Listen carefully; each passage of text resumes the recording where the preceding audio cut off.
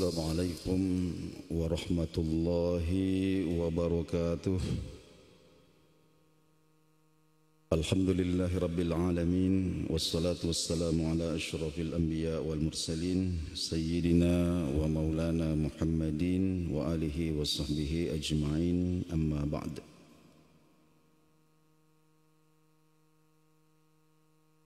Bapak-bapak, saudara-saudara sekalian, jamaah subuh rahimakumullah. Di hadapan kita ini ada sebuah kitab yang banyak berkahnya, karena semenjak dahulu sudah banyak dijadikan sebagai acuan dalam mempelajari hadis, yaitu kitab Al-Arba'in An-Nawawiyah. Al-Arba'in maknanya 40. An-Nawawiyah ini adalah nama orang yang menyusun kitab ini. Tepatnya adalah Abu Zakaria Yahya bin Syaraf An-Nawawi, nama beliau. Beliau ini lahir pada tahun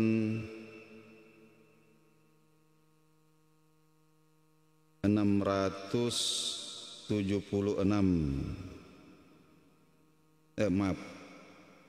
Lahir pada tahun 1233 Masehi. Islam baru masuk ke tanah Jawa itu tahun 1233 Masehi, wafat tahun 1277 Masehi. Jadi usia beliau itu hanya 44 tahun. Saya sudah lebih tua daripada beliau sekarang. 44 tahun, tapi beliau meninggalkan begitu banyak karangan yang sangat bermanfaat. Ulama mencatat kitab yang beliau karang itu tidak kurang dari 40 judul kitab yang sudah dicetak. 40 judul kitab yang sudah dicetak. Kita bayangkan umurnya 44 tahun. Di antaranya itu yang paling masyhur adalah ketika beliau mensyarahi Sahih Muslim. Jadi ada kitab hadisnya Imam Muslim, itu beliau syarahi. Kemudian ada lagi Majmu' Syarah Muhazzab, itu tidak kurang dari 15 jilid besar. Nah, termasuk salah satu di antaranya ini adalah Arba'in Nawawi ini. Ya. Baik, Bapak dan Ibu sekalian yang saya hormati, saya bacakan dulu sebuah hadis yang beliau ungkapkan di dalam muqaddimah. Bismillahirrahmanirrahim. Waqad ruwina an Ali bin Abi Thalib wa Abdullah bin Mas'ud wa Mu'adz bin Jabal wa Abi Darda wa Ibni Umar wa Ibni Abbas wa Anas bin Malik wa Abi Hurairah wa Abi Sa'id Al-Khudri. Ini semua nama-nama sahabat yang merupakan rujukan daripada hadis ini. Anna Rasulullah sallallahu alaihi wasallam qala, bersabda, man hafidha ala ummati arba'ina hadithan min amri diniha, barang siapa di antara umatku yang menghafal 40 hadis. Barang siapa di antara umatku, siapa saja termasuk kita ini, yang menghafal 40 hadis min amri diniha, yang terkait dengan urusan agamanya. Apakah itu terkait dengan akidah, apakah itu terkait dengan ibadah, apakah itu terkait dengan tazkiyatun nafs, akhlak, apa saja. Ba'athahullahu yaumal qiyamah, maka Allah subhanahu wa ta'ala akan membangkitkan hamba itu fi zumratil fuqaha'i wal ulama'i, dalam golongan para faqih dan ulama. Masya Allah, 40 hadis. Ya, jadi Kemudian wa fi riwayatin, dalam riwayat yang lain dikatakan ba'atsahullahu faqihan aliman. Orang itu akan dibangkitkan Allah Subhanahu wa taala sebagai seorang faqih, aliman, dan seorang alim. Kemudian dalam riwayat yang lain Nabi sabdakan wa kuntu lahu yaumal qiyamati syafi'an wa syahida. Orang itu nanti, kata Nabi, saya akan jadi syafi', saya akan berikan dia syafaat dan saya akan menjadi saksi baginya di hari kiamat nanti. Dalam riwayat Ibnu Mas'ud dikatakan qila lahu udkhul min ayyi abwabil jannah syi'ta. Dikatakan kepada orang yang menghafal 40 hadis ini, masuklah engkau ke dalam surga dari pintu mana saja yang engkau kehendaki. Barangkali sudah cukup ini, Pak, untuk jadi motivasi bagi kita. Mari kita, kira-kira kalau 1 tahun 2 hadis itu apa berat itu, Pak, kira-kira ya? 1 tahun 2 hadis, 1 bulan 1 hadis, Pak. 1 bulan 1 hadis, kurang lebih 3 tahun kita sudah hafal 40. Jadi kita mulai dari yang pertama dulu ini.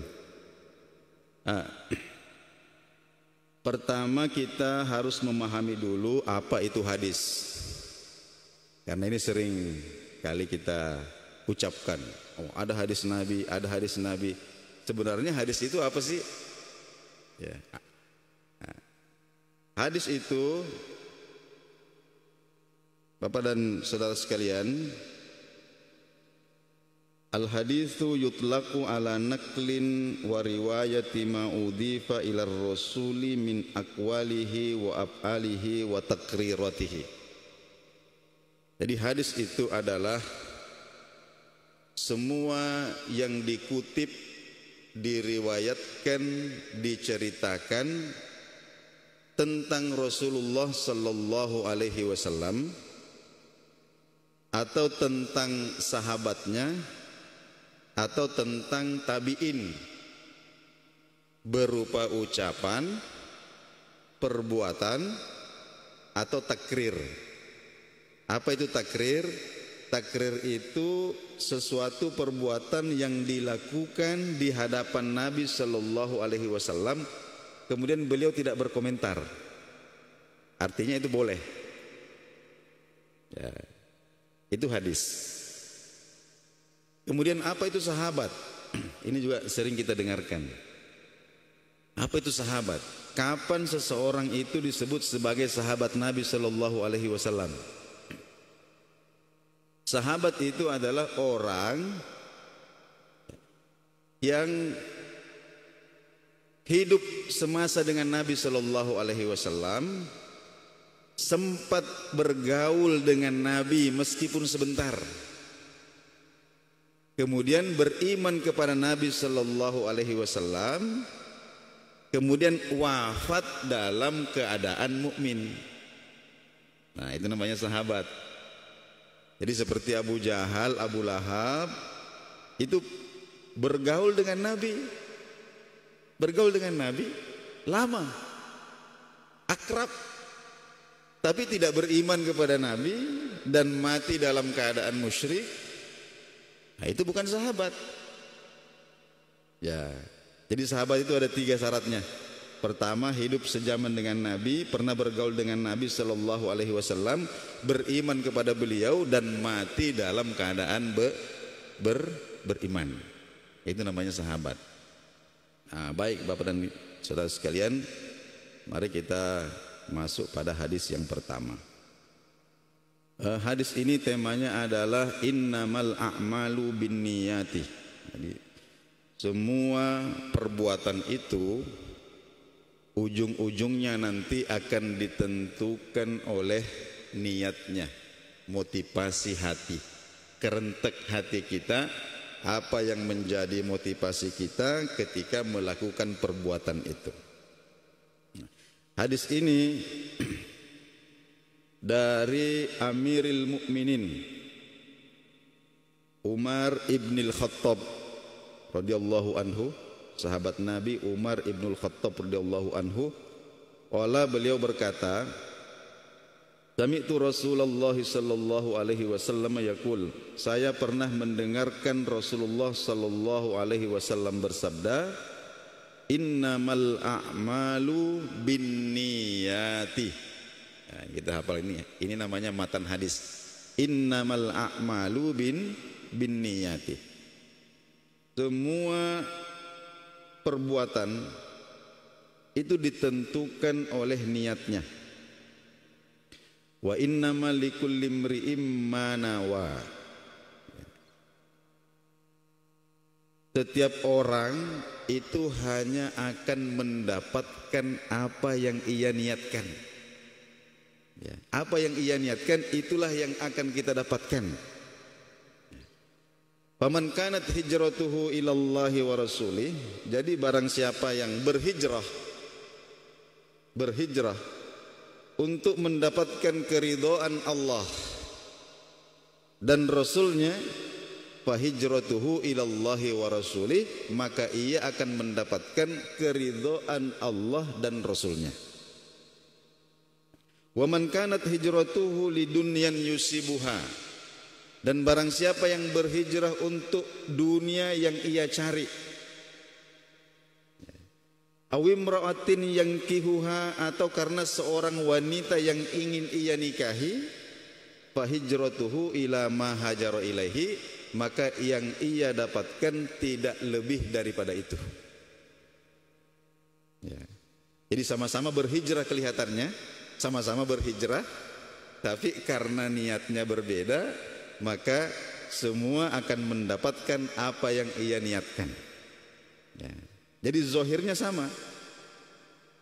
Sama-sama kita bersedekah, sama-sama menyumbang, sama-sama kelihatannya, tapi niatnya berbeda. Barangkali ada yang memberikan bantuan karena lagi musim kampanye, ada yang betul-betul ikhlas karena Allah Subhanahu wa taala.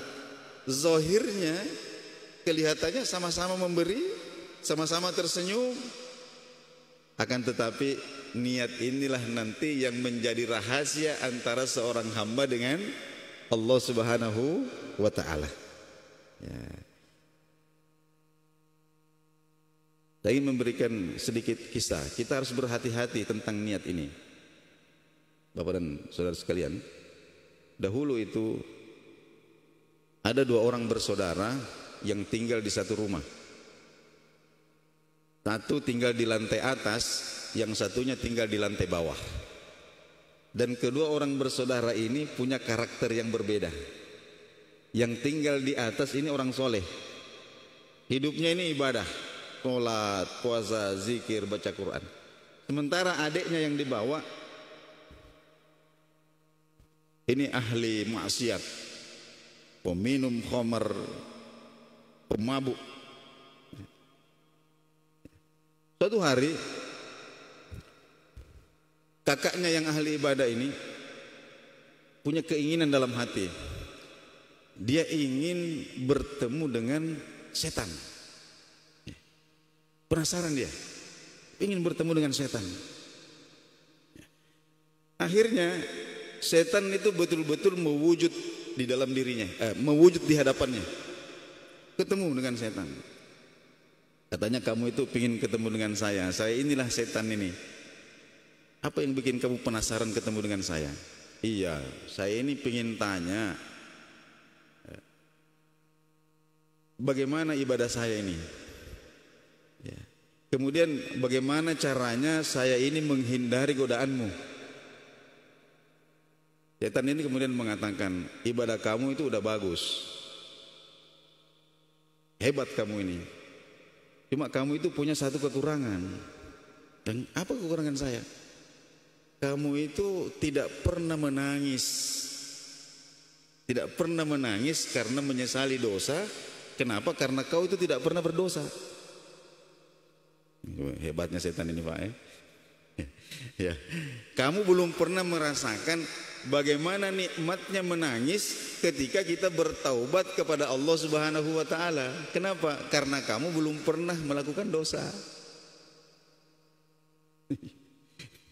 Oh, begitu. Jadi cobalah satu kali aja. Satu kali saja. Supaya kau bisa merasakan bagaimana rasanya menyesali dosa, kemudian air mata kita ini menetes. Lalu kita bertobat, nikmat sekali itu. Akhirnya orang ini berniat, besok saya akan turun ke tempatnya adikku di bawah, ikut minum sedikit. Niat begitu, Pak. Ya.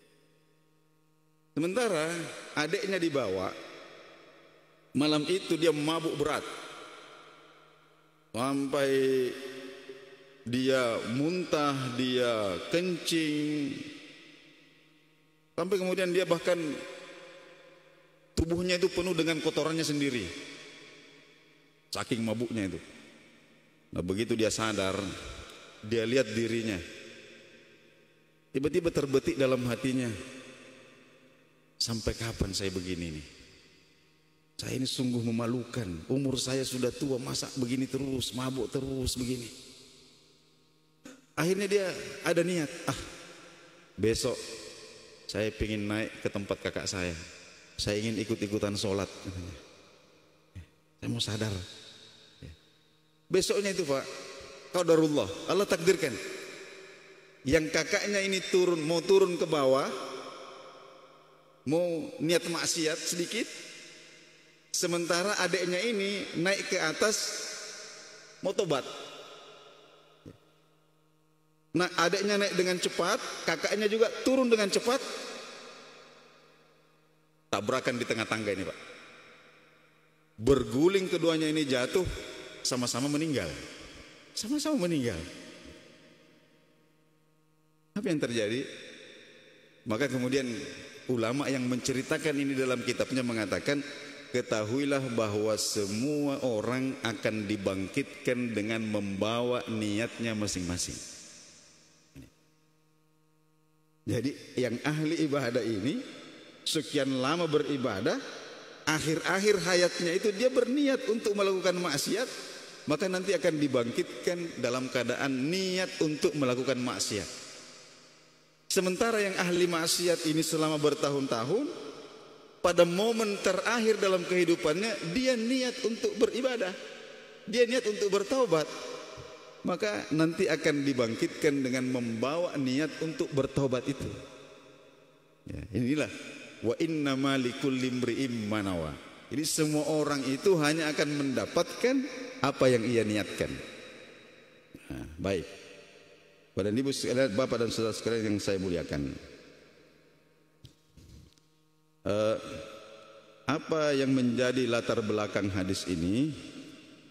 Diceritakan oleh sahabat Ibnu Mas'ud bahwa ketika kami berhijrah dari Makkah ke Madinah, ada seorang laki-laki di antara kami yang melamar seorang wanita. Wanita ini namanya Ummu Qais. Ummu Qais namanya. Tapi Ummu Qais ini tidak mau dinikahi oleh laki-laki itu, kecuali laki-laki itu ikut berhijrah. Ya, aslinya ini laki-laki tidak mau hijrah, tapi karena dia jatuh cinta sama ini perempuan, dan perempuan itu mensyaratkan, kalau kau mau nikahi saya, ayo ikut hijrah ke Madinah. Terpaksa karena mengejar cintanya, ikutlah dia berhijrah ke Madinah. Sampai di Madinah dinikahi betul. Sehingga kemudian Ibnu Mas'ud mengatakan, kami menjuluki laki-laki itu sebagai muhajir Ummi Qais, orang yang berhijrah gara-gara Ummi Qais. Ya, sampailah berita itu kepada Nabi Shallallahu Alaihi Wasallam, sehingga kemudian tersebutlah hadis yang mulia ini. Itu latar belakangnya. Kemudian apa yang kita pelajari dari hadis ini? Poin yang pertama adalah istiratun niyah. Nah, kita masuk ke fikihnya. Ya, istiratun niyah atau disyaratkannya niat. Jadi ittafaqal ulama'u ala anna al-a'mala as-sadirah minal mukallafin al-mu'minin la tasiru mu'tabaratan syar'an wa la yatarattabu thawabu ala fi'liha illa binniyah. Jadi para ulama sepakat ya, bahwa amal seorang mukmin, seorang mukallaf mukmin, amal seorang mukallaf mukmin itu tidak dianggap secara syariat dan tidak bisa mendapatkan pahala illa bin niyati, kecuali niat. Ada niatnya. Harus ada niat. Wan niyatu fil ibadatil maqsudah. Niat dalam ibadah inti. Fil ibadatil maqsudah, dalam ibadah inti, kas salati seperti salat, wal haji was shaumi puasa, itu ruknun min arkaniha, adalah merupakan rukun. Jadi ada namanya ibadah inti, ada namanya ibadah wasilah. Ibadah inti itu seperti sholat, ibadah wasilahnya atau sarananya seperti wudu ya. Jadi kita ini wajib sholat, tapi karena sholat kita itu tidak sah kalau tidak pakai wudu, akhirnya wudu juga ikut wajib. Nah, itu namanya ibadah wasilah. Nah, ulama sepakat dalam ibadah inti disyaratkan atau niat itu dijadikan rukun, harus ada niatnya. Kita sholat, kita puasa harus ada niat. Tapi dalam ibadah sarana seperti wudu atau mandi wajib, faqalal Hanafiyah, maka para ulama mazhab Hanafi berpendapat hiya syartu kamalin fiha, bahwa niat itu hanyalah syarat kesempurnaan untuk mendapatkan pahala, bukan syarat sah. Ya. Jadi menurut mazhab Imam Abu Hanifah, kalau ada orang wudu tidak niat, itu wudunya sah, cuman tidak mendapatkan pahala. Nah, gitu.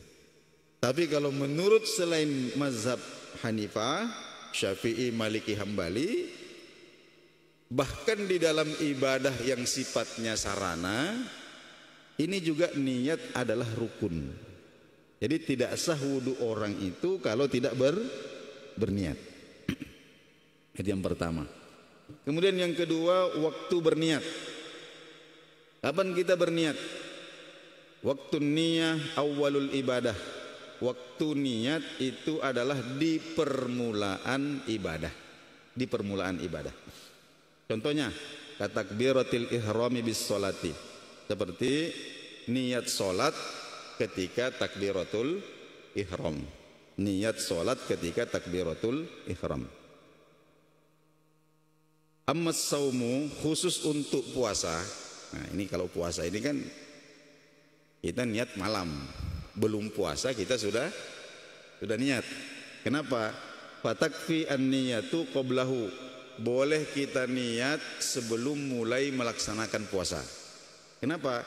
Li usri muraqabatil fajri. Ya, karena mengepaskan niat dengan waktu subuh ini tentu sesuatu yang menyulitkan. Tidak bisa kita gambarkan itu. Kita duduk menunggu masuknya waktu subuh lalu kemudian mengepaskan itu dengan niat kita. Ya, tentu ini menjadi kesulitan tersendiri. Oleh karena itu dibolehkan berniat puasa sebelumnya. Ya. Makanya biasa kita habis sholat sebelum sholat witir itu sudah niat puasa besok. Ya, itu sudah sah itu. Khusus untuk puasa. Nah, kemudian wa mahallun niyah, ya, tempatnya niat itu al-qalbu, di dalam hati. Nah, jadi niat itu di sini, Pak. Ya. Fala yustaratu at-talaffuzu biha, tidak disyaratkan untuk diucapkan atau dibunyikan. Tidak disyaratkan. Jadi kita mau sholat itu kita tidak wajib mengucapkan niat kita. Usolli fardhu zuhri umpama arba'a raka'atin, itu tidak wajib diucapkan. Ya, karena niat itu tempatnya di dalam hati. Ya, di dalam hati ini. Ya.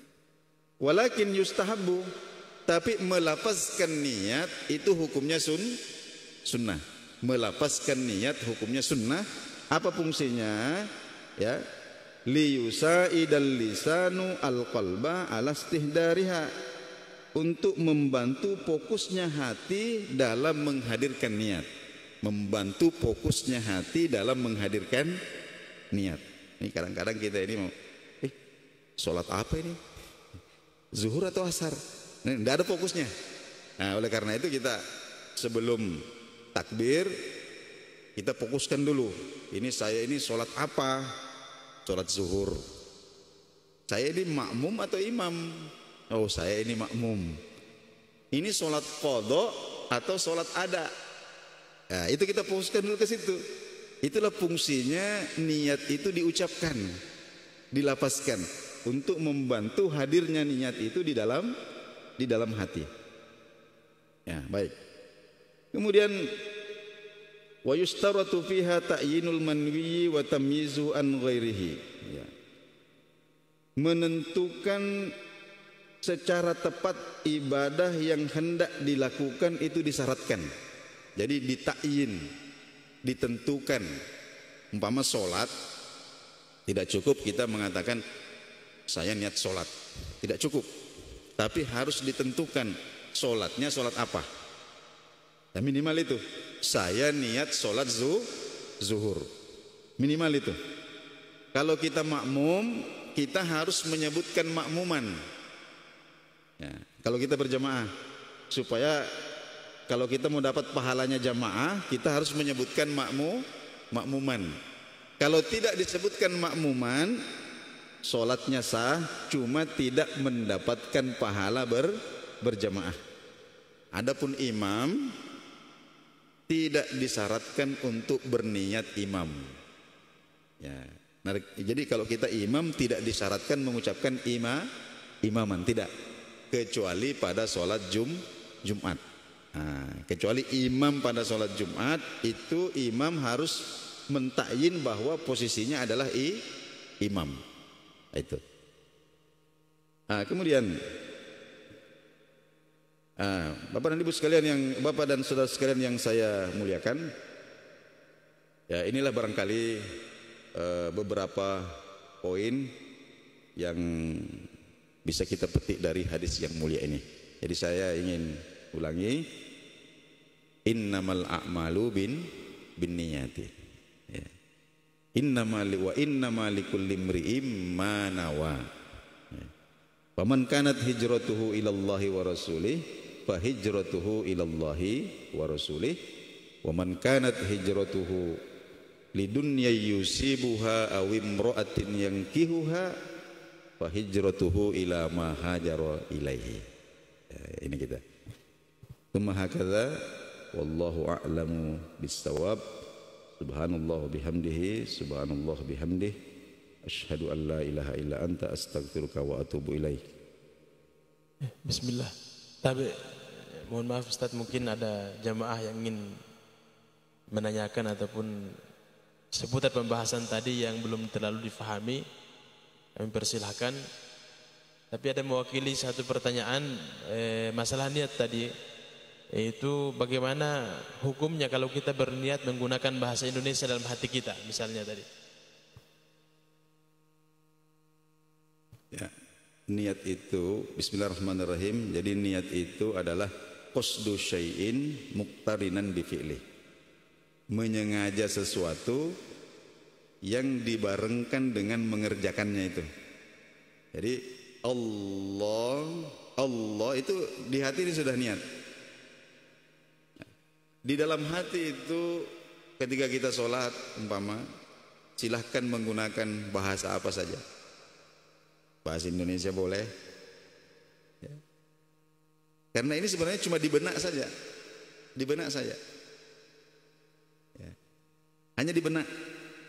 Jadi seumpama yang di benak saya ini bisa ditulis, umpama mungkin tulisannya itu berbahasa Indonesia, tidak masalah. Umpama saya niat sholat zuhur makmum di dalam hati ya. Atau pakai bahasa Bugis ya. Niat ka mas sepajaloro maka cuy kuimangi. Tidak masalah. Yang penting jangan diucapkan. Kapan diucapkan, batallah sholat kita. Ya, seperti itu. Boleh. Ada lagi mungkin Bapak Ibu yang mendengarkan kajian tadi sempat belum terlalu memahami atau kurang jelas, bisa didiskusikan.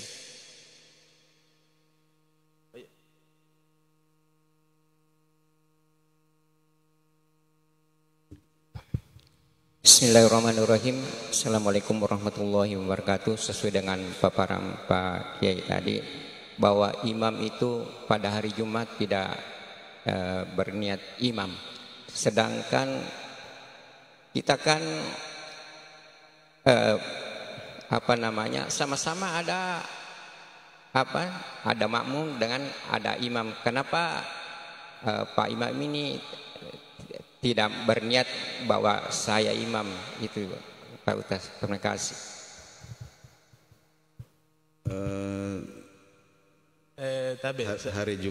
Hari Jumat imam itu wajib mentakyin bahwa dia adalah imam.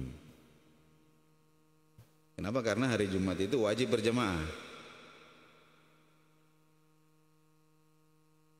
Ya, begini Pak ya. Jumat itu kan harus ditunaikan dengan berjamaah. Tidak bisa kita sholat Jumat sendiri. Tidak bisa. Ya, seperti itu. Kalau sholat berjamaah selain Jumat, ya boleh jadi ada orang yang kelihatannya berjamaah, tapi mungkin sebenarnya dia niat sholat sendiri, tidak masalah.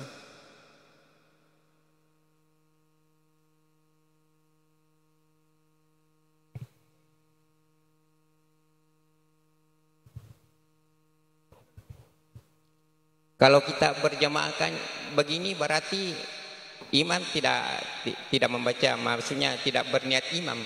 Tidak diwajibkan. Jadi seumpama